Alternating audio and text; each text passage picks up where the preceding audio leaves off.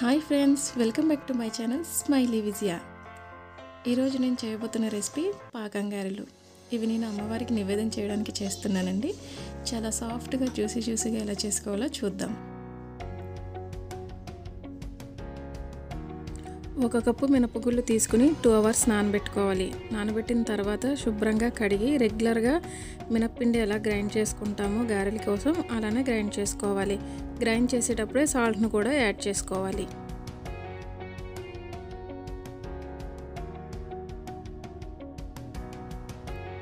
తర్వాత స్టవ్ మీద గిన్నె పెట్టుకుని 3/4 కప్పు బెల్లం వేసుకుని అదే కప్పుతో వాటర్ కూడా యాడ్ చేసుకోవాలి. 3/4 కప్పు వాటర్.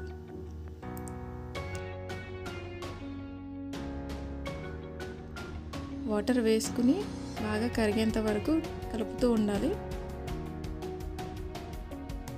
బెల్లం బాగా కరిగిపోవాలి.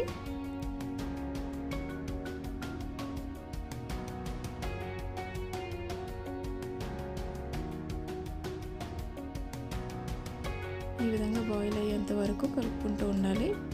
ఇలా బాయిల్ అయిన తర్వాత స్టవ్ ఆఫ్ చేసుకుని వెడల్పాటి గిన్నెలోకి ట్రాన్స్ఫర్ చేసుకున్నాను నేను పాకంని.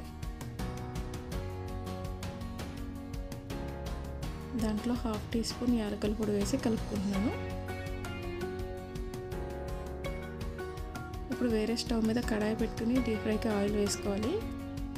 ఆయిల్ బాగా హీట్ అయిన తర్వాత చేతిని తడుపుకొని కొంచెం పిండిని తీసుకుని ఇలా గారెలు వేసుకోవాలి. నేను చూపిస్తున్న విధంగా గారెలు వేసుకోవాలి. చేతిని వాటర్తో తడుపుకొని కొంచెం పిండిని తీసుకుని ఈ విధంగా వేసుకోవాలి. మీరు రెగ్యులర్గా గారెలను ఎలా వేసుకుంటారో అదే విధంగా వేసుకోండి.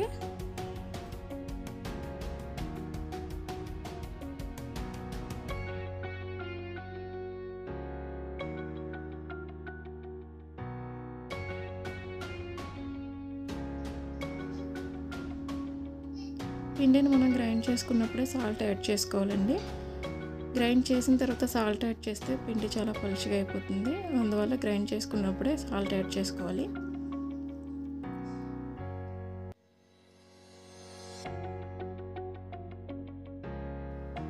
అలా గోల్డెన్ బ్రౌన్ కలర్లోకి వచ్చిన గారెలను ఒక్కొక్కటి తీసుకుని పాకంలో వేసుకోవాలి. పాకం వేడిగా ఉండాలండి, చల్లారిపోకూడదు. గారెలు వేడివేడి గారెలు తీసి పాకంలో వేసుకోవాలి. అలా అన్ని గారెలు వేసుకుని 2 సైడ్స్ పాకం పట్టే విధంగా తిప్పుకోవాలి. అలా వేసుకున్న తర్వాత ఒక 15 మినిట్స్ పాకంలో నాననివ్వాలి.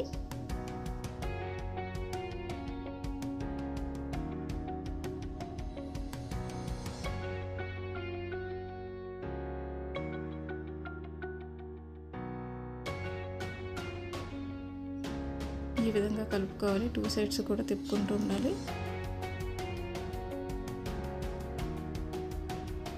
ఇలా కలుపుకుని తిప్పిన వాటిని ప్లేట్లోకి ట్రాన్స్ఫర్ చేసుకోవాలి. అంతేనండి, సాఫ్ట్ అండ్ జ్యూసీ పాకం గారెలు రెడీ. మీరు కనుక నా వీడియోని ఫస్ట్ టైం చూసినట్టయితే లైక్ చేయండి, షేర్ చేయండి, సబ్స్క్రైబ్ చేసుకోండి. నెక్స్ట్ వీడియోలో మళ్ళీ కలుద్దాం. బాయ్.